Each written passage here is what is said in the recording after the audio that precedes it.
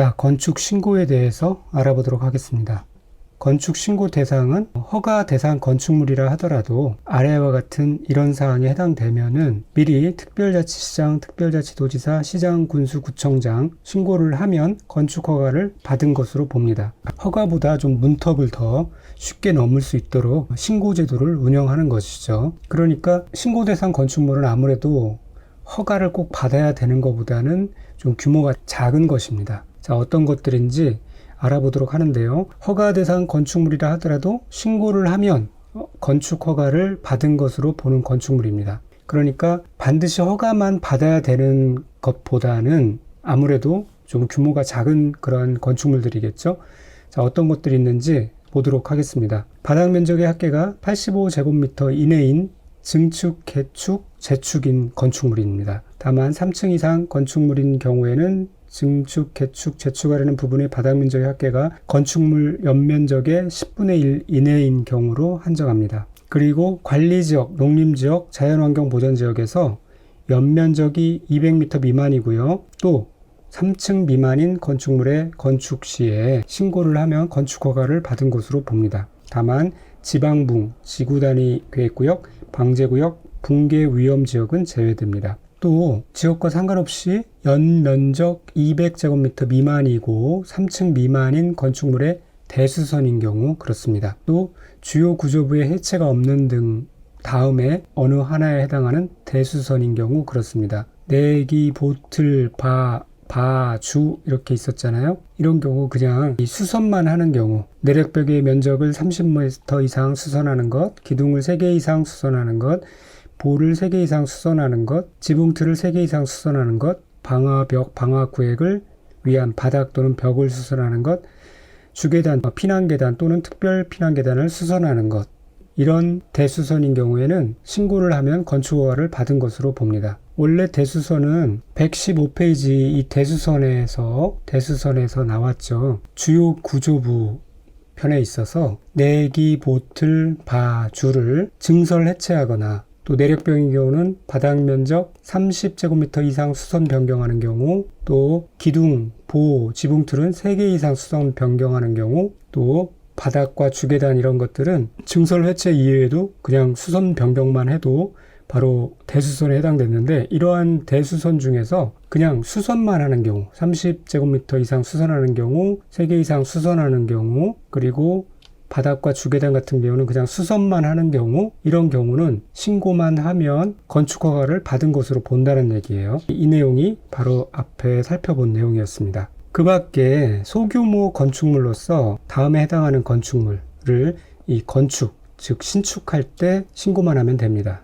어떤 소규모 건축물이냐면 연면적의 합계가 100제곱미터 이하인 건축물, 건축물의 높이를 3m 이하인 범위에서 증축하는 건축물, 그리고 표준 설계 도서에 따라서 건축하는 건축물로서 건축물, 그 다음에 공업지역, 지구단위 계획구역 및 산업단지에서 건축하는 2층 이하인 건축물로서 연면적 합계 500제곱미터 이하인 공장, 2층짜리, 그리고 500제곱미터 이하인 이런 공장들은 신고만 하면 건축허가를 받은 것으로 본다는 거예요. 또 농업이나 수사람을 경영하기 위하여 읍면지역에 건축하는 연면적 200제곱미터 이하인 창고 및 연면적 400제곱미터 이하인 축사, 작물사, 종묘, 배양시설, 화초 및 분재 등의 온실, 이런 것들은 신고만 하면 허가를 받은 것으로 보는데요.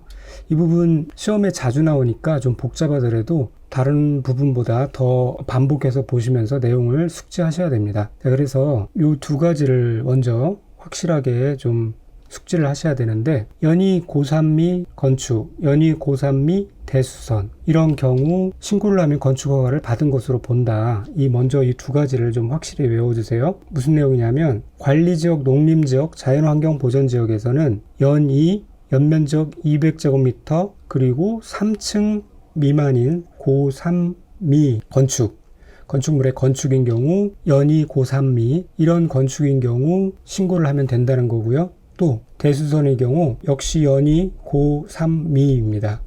연면적이 200제곱미터 미만이고 3층 미만인 건축물의 대수선인 경우 신고만 하면 건축허가를 받은 것으로 봅니다. 그래서 여기를 한번 읽어보시면서 어떻게 시험 문제가 나올 수 있는지 체크를 명확하게 하시면 되겠습니다. 그 다음에 소규모 건축물을 신축할 때 신고하면 되는 것은 백삼표 오이공장 고이실사, 사장이 고이인가 봐요. 고이 때 실사를 받았어요. 백삼표 오이공장 고이실사, 연면적 합계가 100제곱미터 이하인 건축물, 3m 이하인, 높이가 3m 이하인 범위에서 증축하는 건축물, 103표, 표준설계도서에 따라 건축하는 건축물, 연면적 합계가 500제곱미터 이하이고 2층 이하인 건축물, 공장, 공장이죠. 103표 오이 공장이죠. 그리고 창고는 연면적 200제곱미터 이하, 실사, 온실, 이런 축사, 작물 재배사, 종묘 배양시설, 화초 및 분재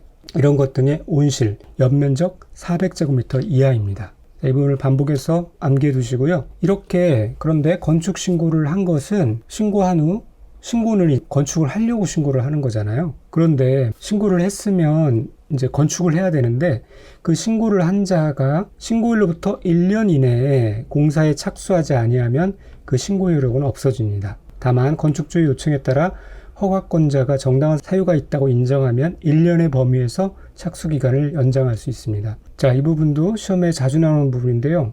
건축 신고를 하면은 신고일로부터 1년 이내에 공사를 착수해야 돼요. 그런데 그렇지 아니하면 신고 효력이 없어지는데요. 요것과 비교해서 반드시 잘 알고 계셔야 되는 게 허가를 받은 자가 허가받은 날로부터 2년 이내에 공사에 착수하지 않으면 허가를 취소하여야 합니다.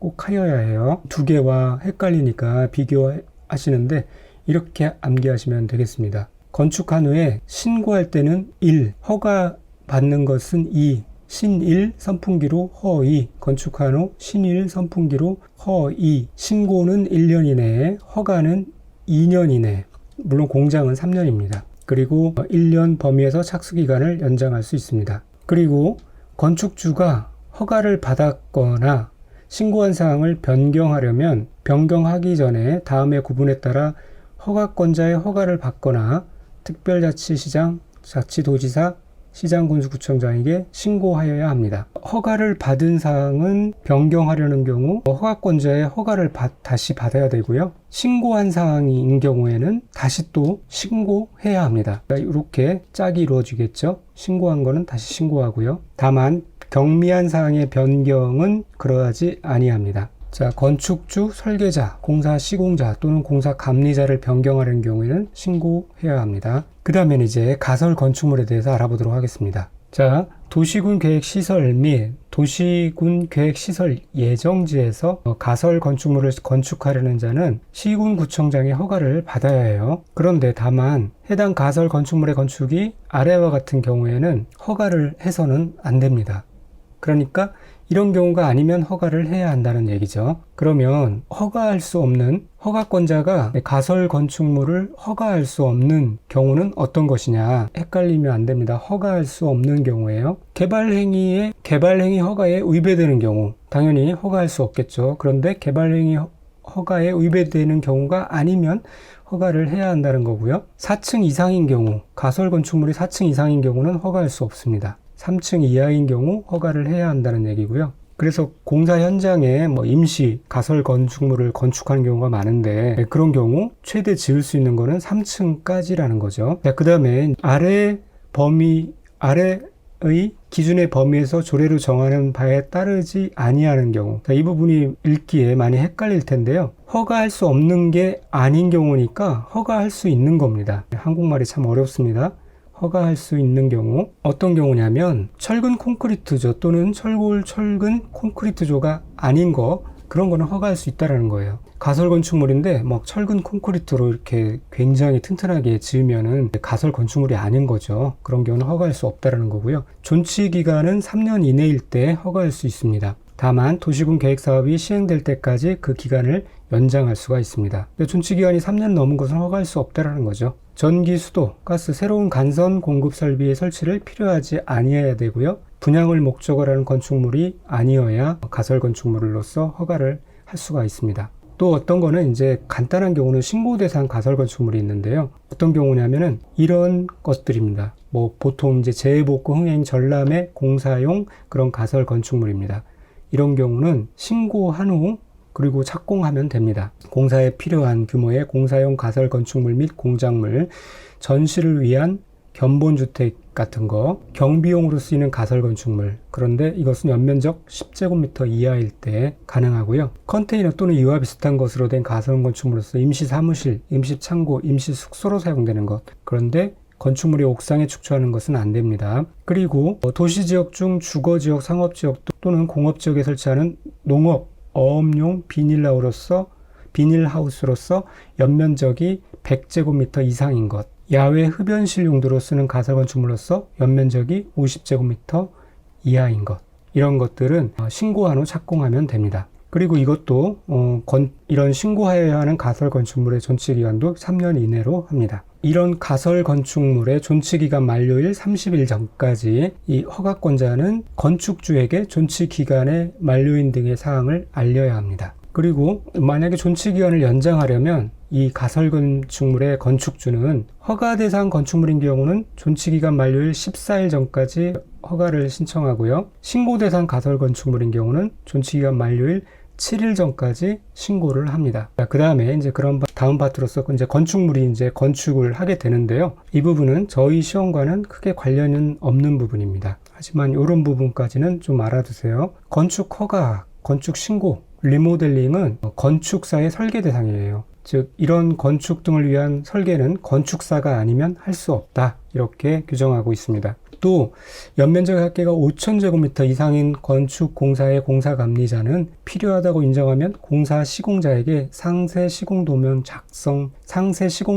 작성하도록 요청할 수가 있습니다. 그 다음에 건축물을 이제 다 건축을 하고 난 후에 사용 승인을 받죠. 준공 검사를 받는 겁니다. 이 사용 승인은 신청을 건축주가 허가권자에게 하는 것이죠. 그래서 건축 공사를 완료한 후 그 건축물을 사용하려면 공사 감리자가 작성한 감리 완료 보고서와 공사 완료 도서를 첨부하여 허가권자에게 사용 승인을 신청하여야 하고요. 만약에 하나의 대지에 둘 이상의 건축물을 건축한 경우에는 동별 공사를 완료한 경우 그렇게 할 수 있습니다. 그러면 이 허가권자는 사용 승인 신청서를 받은 날로부터 7일 이내에 설계도서대로 시공되는지 여부 등의 검사를 실시하고 사용 승인서를 내주어야 합니다. 그러면 이제 건축주는 원칙적으로는 사용 승인을 받은 후가 아니면 건축물을 사용하거나 사용하게 할 수 없어요. 사용 승인을 받고 사용할 수가 있는데 예외적으로 사용 승인 전에 건축물을 사용할 수 있는 경우가 있어요. 어떤 경우냐면 허가권자가 만약에 7일 이내에 사용 승인서를 내주기로 했는데 그것을 허가권자의 사정으로 인해서 미교부하는 경우, 그러면 언제까지나 기다리고 있을 수는 없잖아요. 그래서 미리 사용할 수 있다라는 얘기고요. 어떤 경우는 기간을 정하여 임시 사용 승인을 한 경우, 이런 경우 사용 전에 건축물을 임시 사용할 수 있습니다. 자, 그래서 임시 사용 승인에 대해서 알아보겠는데요. 임시 사용 승인 대상은 사용 승인서를 교부받기 전에 공사가 완료된 부분이며 임시 사용 승인권자는 허가권자입니다. 또 조건부로 임시 사용 승인을 할 수 있는데 이 부분만 알아두시면 되겠습니다. 식수 등 조경에 필요한 조치를 할 것을 조건으로 임시 사용 승인을 할 수가 있어요. 그러니까 공사가 끝난 시기가 한겨울이어서 원래는 조경 같은 것들을 다 한 것을 보고 사용 승인을 내줘야 되는데 땅을 팔 수가 없잖아요. 조경이 제대로 이루어지지 않으니까 임시로 사용 승인을 내주되 내년 3월까지 조경을 완료하라, 그런 조건으로 임시 사용 승인을 할 수 있다는 얘기입니다. 그리고 임시 사용 승인 기간을 무한대로 할 수 있는 게 아니라 2년 이내로 하는 거고요. 임시 사용 승인 기간이잖아요. 그래서 2년. 다만 이 경우도 대형 건축물 또는 안방공사 등으로 인해서 공사 기간이 긴 건축물에 대해서는 그 기간을 연장할 수 있습니다. 그런데 여기서 뭐 1회 하나요? 1년 연장할 수 있다 이런 거 없으니까 그냥 기간을 연장할 수 있다는 조건만 있으니까요.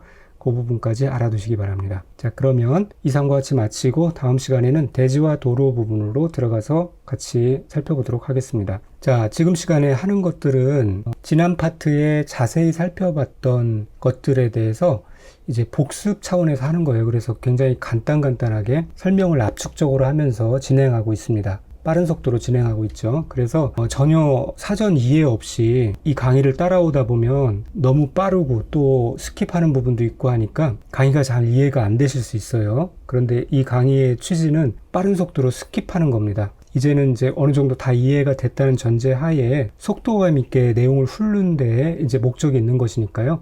만약에 좀 강의 따라오는데 무리가 있다라고 생각하는 분들은 전 파트에 진행했던 1차에 진행했던 좀 상세한 강의를 다시 이렇게 보시면서 그것들을 먼저 보시고 그리고 나서 이 강의를 들으시면 반복하는 데 큰 도움이 될 것입니다. 네, 감사합니다.